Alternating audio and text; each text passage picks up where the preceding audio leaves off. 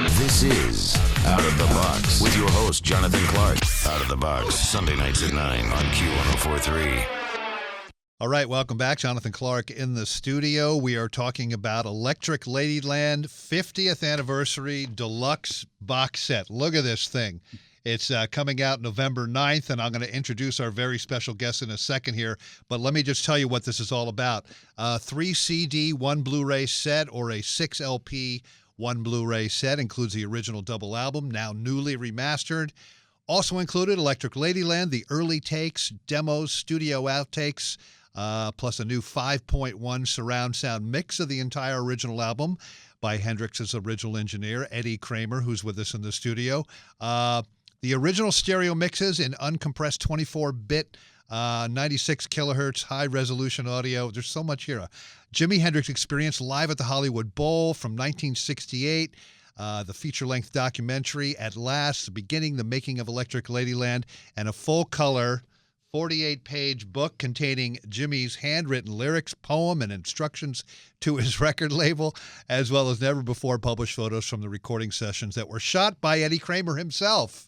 And Eddie, welcome. And we also have John McDermott here, who is the award-winning producer-director of Jimi Hendrix Electric Church on Showtime. Also, Hear My Train A-Comin' on PBS. Many more. Also serves as head of catalog development and Experience Hendrix and written 4 books on Jimi. Eddie Kramer, of course, award-winning producer and engineer who worked with Jimi on pretty much everything he did, as well as work with the Beatles, the Stones, Led Zeppelin, Kiss, and so many more. And a photographer extraordinaire as well. So welcome, guys. Sorry for the long intro, but I feel it's important to get all the information out there. Thank you. Thank you. Yeah. I mean, Eddie, first of all, we moved down here to these studios, I don't know, like 10 years ago. And very shortly, these amazing photos appeared. So I feel like I've known you for 10 years, but I haven't met you. And I've always wanted to meet you because of these amazing photos that have adorned our studio. First of all, you guys have the best jobs ever.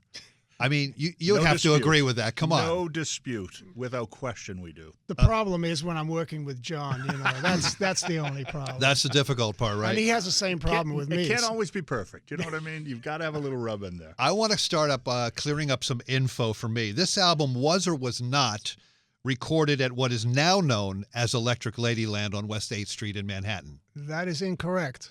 It is not. It was not recorded there. Where's the big klaxon horn?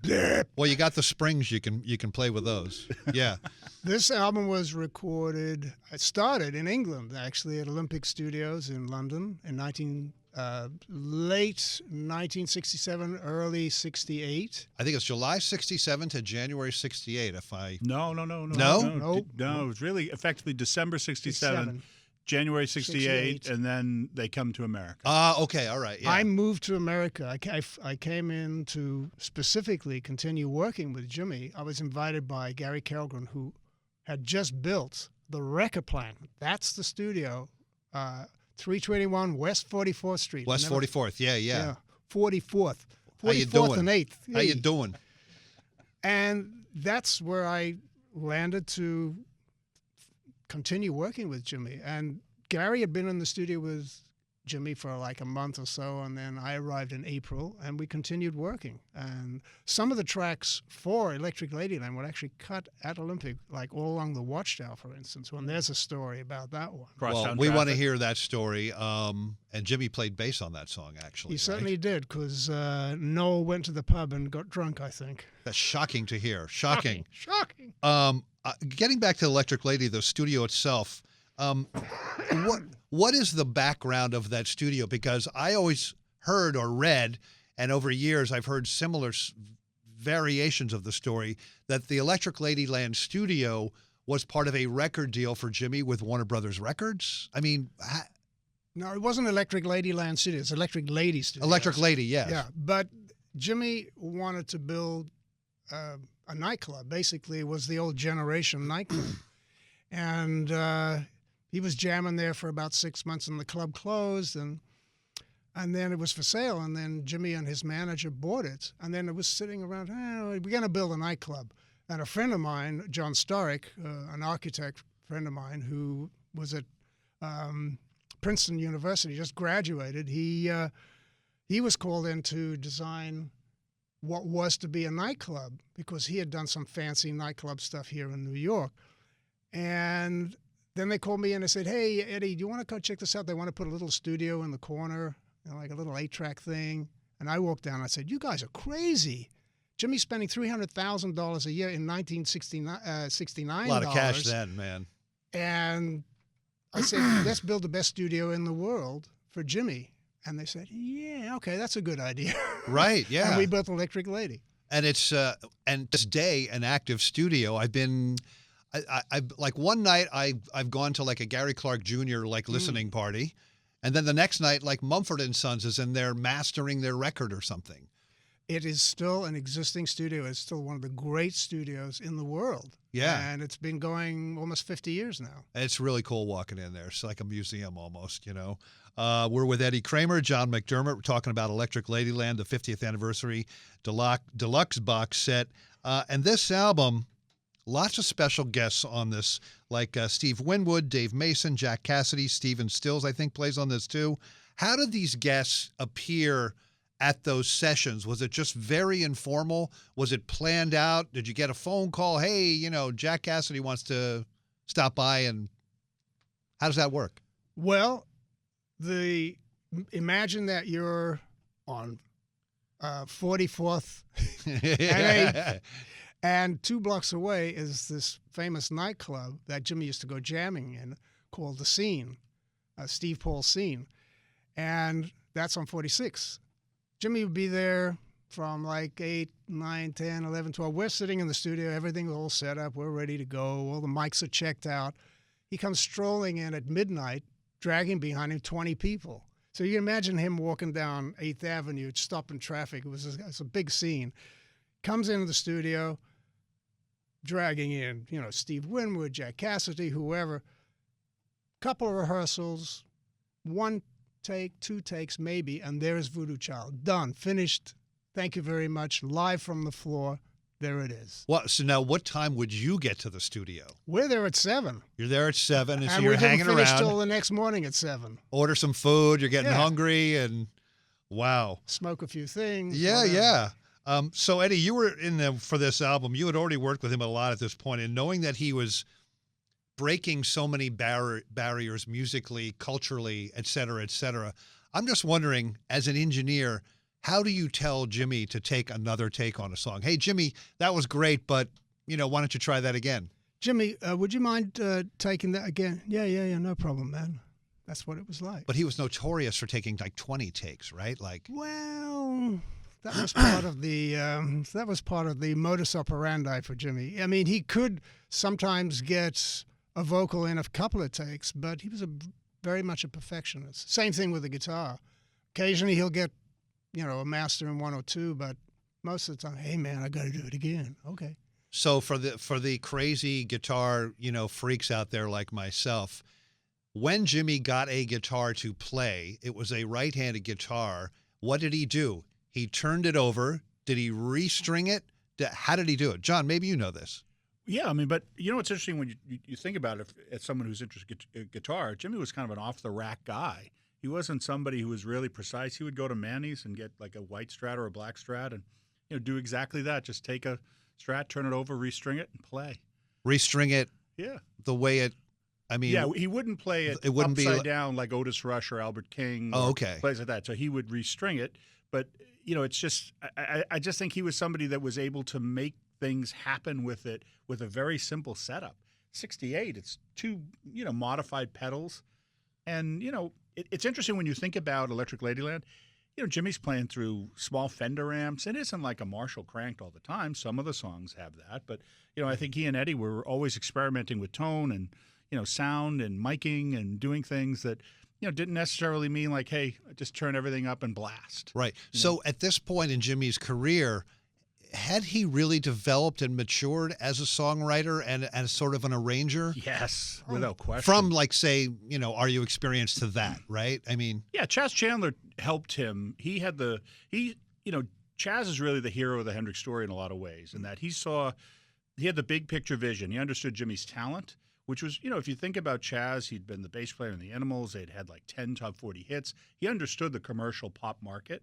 So I think his skill as a producer was to continue to refine Jimi, put some parameters on him to say, here's what you got to do. You got to write more. You got to focus more on crafting the song. Then I think once you get to Electric Ladyland, it's really the marriage of Chaz's influence, really great constructed pop songs like Crosstown Traffic, with things like Rainy Day Dream Away, which was Jimmy's one of my vision. favorites. One of my favorites. His idea to expand, involve different people, and do it in a different way. So Chaz's skill transferred to Jimi, really helped him, because in the end, Electric Ladyland, as Jimi himself described, was produced and directed by Jimi. It couldn't have happened without the first two records and those singles that Chaz was a part of. Wouldn't you agree? Absolutely. I mean, Chaz was the guy. Cough. It's early in the morning. Yeah. In the beginning, when Chaz and Jimi lived together, Chaz was the one who'd sit up with him and said, "Come on, man, you got to write some songs." Was that in New York or London? London, 67, yeah. in the very beginning. And they shared a love for science fiction, comic books, all this kind of, and that's where a lot of these influences came from. But it was Chaz saying, "Jimi, you got to write. And because when he first started, he only was doing cover songs. Right. So. Yeah, and I think the fact that Chaz was a musician, wasn't this kind of impresario or a manager guy. I think that connected with Jimi, and Jimi kind of understood what he was trying to impart to him, which was, listen, observe, see what's going on, and take your talent and channel it into better songs. But at the time of Electric Ladyland, in the very beginning, Chaz was with Jimi, and Jimi wanted to have all these folks come out and, hey, 10, 15 people. Party time. Well, it wasn't exactly party, but it was just hangers-on. And jam. And, well, Jimi was doing what he wanted to do, but he wanted people around him. And Chaz said, then not so much. I don't want you playing for them. You got to play for what we're trying to do. Let's get this record done. That was a big conflict. So they parted ways, and then it was up to... Sort of in the middle of all that, right? Yeah, and then Jimi... Early on. Yeah, very early on, in fact. There was quite a big contretemps, I believe they call it in France. But of course. Big hits on this album. We were talking about it all along the Watchtower, Voodoo Child, Crosstown Traffic. Tell us a story about All Along the Watchtower. That we started the track in London at Olympic, and there were a couple of very interesting moments during the cutting of that track. Dave Mason was playing 12-string acoustic guitar. Jimi was playing 6, and Mitch Mitchell. Somehow or other, there wasn't a bass player at that moment because Jimi wanted to play bass, and Noel got really pissed off and went to the pub and said, "See you later." But I remember very clearly that Jimi was quite uptight with not only Mitch, but Dave, because he couldn't get this chang, chang, chang, chang, chang, chang, chang, chang. And all that Dave had to do was playing brang, brang, brang, play the open chords and just strum across the strings. How many tracks were you using? Was it 8? 4. Oh, 4. Wow. So once they got over that and they figured out, okay, this is how we're going to do it, we're about take 19, deep into it, right? And I'm hearing this, all of a sudden I hear this really horrendous piano, clang, clang, clang, wrong chords, all out of time and stuff. And it's Brian Jones. He'd slipped into the studio and he's completely out of his mind. And he stumbled onto the piano right in the middle of a take. I'm going, Jimmy's looking at me, get him out of here, get him out. Wow. So I walk in. Hey, Brian, come on, come with me. Come and sit in front of the board. You hang out here for a minute. So he comes in and he sits in front of the console. We keep going. We're about take 23. We got the master. And I turn around. He's out. He's gone to sleep. He's out of it. Wow. And that's it. And All Along the Watchtower. That 4-track was brought to America and transferred to 12-track. And then Jimi said, "Whoa, man, 8 more tracks. Woohoo!" Well, yeah, what can I add, right? 8 more tracks of guitar. Wow. And that version, I mean, when I play it on the radio, I'm like, that might be the best cover version of any song ever. In fact, Bob Dylan, who wrote the song, I think at some point, he said something really positive about it. And I know at one point he actually played the arrangement that Jimi did of that song. Still does. He still plays that same arrangement. With the dun, dun, dun, dun, dun, dun, like that in the beginning. Well, the time turns around. That was the trick of it in the front, that Mitch couldn't get the time to flip around, and that's why Jimmy yelled at him. Yeah. Eddie Kramer, John McDermott with us talking about Electric Ladyland, the 50th anniversary deluxe box set. Both of you talk about the amount of unreleased music, live or studio, that was out there, scattered around the world after Jimmy died. Because when you look at his relatively short career, you look at these 3 or 4 years, and it seems, and I know he was doing other things, but it really seems like he was either in the studio recording or he was doing a live show, flying somewhere, coming back in the studio. But talk about the amount of, what was that process? Because you hear these stories of tapes in studios all over the place. It's very true. I think what's interesting, you got to understand, in Jimmy's life, he had been denied the ability to record. He was this kind of itinerant sideman for Little Richard and the Isley Brothers. And, when the few times he would get to record, he would be told specifically what to do. He was not allowed to kind of put his own shine to anything. So I think by the time, Chandler gives him the gift of opportunity, he ran with it. And Jimmy was also an interesting guy in that, he didn't have a Graceland, he didn't have 15 cars. He wasn't that kind of a guy.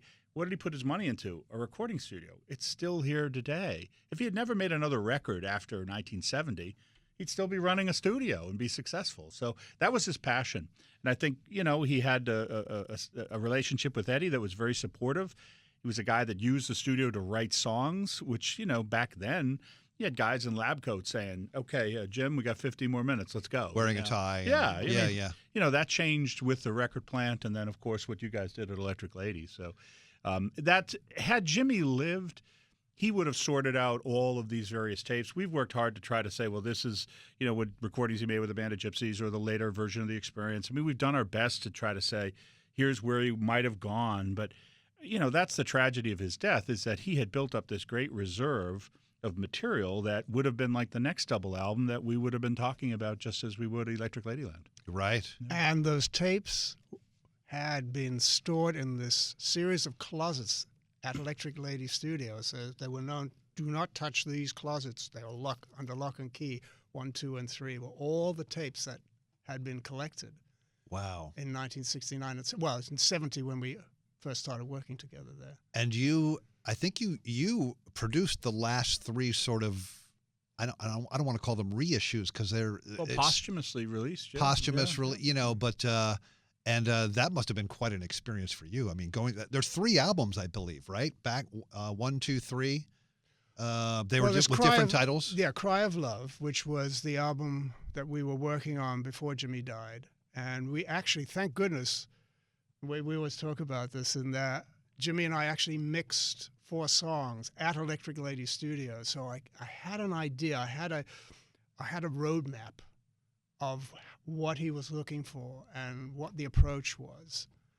And thank goodness that occurred, because I don't think I would have been able to do it. After he died, it took me 2 or 3 months before I could actually walk in the studio and put the tapes on, because it was it was pretty emotional, as you can imagine. But what's interesting is once Jimmy passed, then other people's agendas kind of took over. So it's like Cry of Love was the first record, but then Rainbow Bridge was this movie Jimmy had nothing to do with, that his manager had gotten involved in. So they took some of those songs, put them into that, and then things got really squirrely for a number of years thereafter. So, until the Hendrix family was able to take control in 95, that was the first chance where we had an opportunity to come in and start to solve all these old problems, bring in all these tapes, because invariably people were taking things, stealing things, litigation. There were all kinds of things that, we found so much of this great music that we've put out has come out as a result of trying to track all this stuff down. In people's attics. Yeah. Right. Basements. Yes. Hey, I got this tape. It says Jimi Hendrix. Very true. Okay. Very true. Call this guy. We'll be right there. So, Eddie, a surround sound remix of Electric Lady. What is the best way to experience that? Do you have to get like huge JBL studio monitors? I mean, ideally, that would be awesome. The first thing you have to do is get several pairs of underwear. Because the experience is just, when I sat there with John and we put the first 1-inch 12-track tape, the original master, on the tape machine, and we're transferring it, I was going, oh my God, this is unbelievable. And you hear Jimmy talking to Chaz or to me or to the musicians. It just That's 50 years that that's just have gone freaky, by, and it's man. just it was in a nanosecond. But you're listening to this stuff, and you go, "Damn, that's amazing." The idea here with this 5.1 is, all right, how on earth do I take that stereo mix that everybody's familiar with the wacky things that were going on? There was out of phase content that in stereo, all of a sudden the signal would jump right behind your head for a brief moment. And we were going, well, that's a mistake. And Jimmy said, yeah, no, let's leave it in, leave it in, leave it in. And we did that. And here we are 50 years later trying to recreate that. And we figured out how to do all the phasing in real time with multi-track tape machines and quarter-inch machines. And it's analog and digital combined. And Jimmy's guitar is spinning around the room. If he had been there, he would have said, yeah, man, more of that. I want to hold up this photo again for Andrew and Deanna who are shooting this, because this is not the original album cover, right? This is a different photo. Tell me about this photo that we're looking at right now. Well, this was shot by Linda Eastman, later became Linda McCartney, who was a friend of Jimmy and Mitch and Eddie. And they had an idea to shoot this in Central Park at the Alice in Wonderland statue. And what we did is we reproduced in the book Jimmy's handwritten letter to Warner Brothers saying, look, it's a very simple and effective design. Don't change it. Here are all the photos I want. He brought, there were photos that Eddie had taken, Linda had taken, Dave Siegel had taken, kind of intimate inside. He laid the whole thing out. Who took the 15 naked women photo? Oh, I'll get to that. Okay, all right. So, of course, Warner Brothers doesn't listen, put a different picture on the cover, and that's what happens. Now, in the UK, since Jimmy had kind of moved to America and had changed his base from London and New York, Track Records, his London company, felt, well, we need something to stir the pot. So they hired David Montgomery to shoot this amazing shot of these women holding up at Jimmy's album covers nude. Jimmy had no idea that it was happening, no idea that it was going to be the cover of the album. So they were flabbergasted when it came out. Can you imagine an artist today, hearing that, hey, that cover and he was like, what cover? What? Yeah, it's the same cover in every country, right? No. So that's what led to the classic shot of Jimmy biting the album cover that was in a lot of the papers then. I got to tell you a story. Somebody had an import of that, and it was like, I have to have that. Yeah. I was a teenager, Yeah. Yeah. No, it's interesting. I think it just shows you the difference, it was an ongoing transition, I think, between the artist having control over all aspects of his work, as opposed to the record company saying, yeah, we know what we're doing here. Go make the music. We'll take care of it. So I think that was in the middle of that transition. And for an album like this, it's funny. You see it in the documentary. Even the mastering, when it came back, the first mastering from Warner Brothers, it was Electric Landlady was the test, and they heard it and it sounded terrible. Wow. Yeah. So they missed. It's a good band name, though. Yeah, they missed all that great stuff they were trying to do in the studio. They just tried to roll it all up and change it. Jimmy was so pissed off about that. Oh my God. Wow. All that work we put into it. Electric Landlady was Wow. Oops. So there was a lot to fix, but in the end, the music shines through. But it's something like that would never happen today with any of the artists that are happening today. Never. John, I want to ask you: are you working on a documentary on the Allman Brothers, or yes, an anthology? Yes, yeah. We've just started work with Bert Holman and the Allman Brothers on trying to pull together the early chapter in the band from their formation really through Eat a Peach. And we've found all kinds of amazing footage that hasn't been seen before, particularly of Dwayne playing with them. That'll be really exciting. So it's with Greg's passing and Dickie's had some health issues, so it's kind of been a slow process. But our goal is to really get all the fans excited about it. Hopefully next year. Have you guys seen Bohemian Rhapsody yet? I'm going to see it on Sunday. Okay. I haven't yet. No. Oh my God. It's. Everybody who I've talked to says you've got to see it. It's absolutely amazing. And even the guys, Brian said it was cool. It's I saw it in a theater with surround sound actually, and it was like my seat was vibrating. It was the music, and it wasn't that loud, but it was just amazing. It was fantastic. So try and see it in a place that has a good sound system if you can. Cool. Eddie, your guys in Kiss. You've worked with them extensively over the years. They just announced their final tour Your thoughts? What's the name of the band again? But how long is the final tour? That's It's the question. 3 years, Yeah, I think. I swear to God, I think it's like 3 years. All I can say is good luck, guy. That's wonderful. I'm glad you're out there. Gesang gesund, Gene Simmons. I could speak some Yiddish to you, but I'll stop today. And when people ask you, Eddie, about your work with Led Zeppelin, is there one story that comes to mind immediately? Boy. An anecdote? Whoa. Yeah. Recordings Led Zeppelin at Mick Jagger's house called Stargroves in England. And there was a song called Black Country Woman. And the boys decided that they wanted to record the acoustic guitar basic track outside on the lawn. We had the Stones mobile truck parked outside. And as Robert's doing the vocal for this, a bloody great big 4-engine airplane passes right over here, and you hear this airplane engines going over, and I hit the talkback button. I said, "Oi, Robert, what about this airplane?" He says, "Nah, leave it." And that's actually on the CD, and that's when they cut that right in. So What album is that? Is that that's Physical Graffiti. Physical Graffiti? Yeah, yeah. Wow. Yeah. Fantastic. I want to ask you the same about the Beatles. I think you engineered or worked on All You Need Is Love, right? Is that it? Or Yeah, das ist so. So, Yes. I mean, we've seen the video of them in this place. It was like an international broadcast or whatever. But tell me about working with those guys on All You Need Is Love.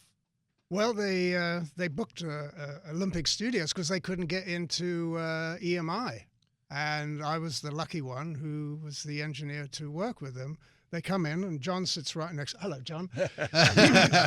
John sat next to me, and he's got this acoustic guitar. He says, "Oh, come on, lads, we got to do this song for TV." And he goes, "All you need is love." And he starts strumming the guitar, and I'm thinking, bloody hell, how am I going to get that vocal through the headphones? Because the boys all started to walk out into the studio. McCartney picks up a string bass. So George Martin goes over to the harpsichord, and then he's still playing. So I figured out how to patch that talkback mic into the headphones, and he sat right next to me while the song was going on, and we roll one reel of tape, which is about half an hour. Boom, into record. Here we go. And you go, 2, 3, all you need is... Get to the end of the song, the first take. You ready? 2, 3. And they did this about 20 times. Get to the end of the roll of tape, and he says, "Right, coming in, let's have a listen." So we wind back 2 from the end, play it back. "Yeah, that's great. See you later. Bye." And they took that half-inch tape to EMI, and that's what they used to overdub to, and then they played that back live through the Telstar. For the television broadcast, right? Yeah, that's the story. Unbelievable. Eddie Kramer, John McDermott, of course, we're talking about Electric Ladyland, the 50th anniversary deluxe box set. You can get all the info on Eddie Kramer at eddie-kramer.com. John, where do we find your digital footprint? You can go to learn more about the record, go to jimihendrix.com, and all the good news is up there. And legacyrecordings.com as well. Of course. Guys, a real pleasure and honor to have you both in here. Again, you have the best jobs ever. If you ever like to trade places, please let me know. But everyone go out and get Electric Ladyland, the 50th anniversary box set. It's coming out November 9th. Guys, thank you so much. Thanks for having us. Appreciate it. Thank you very much. Thanks, man.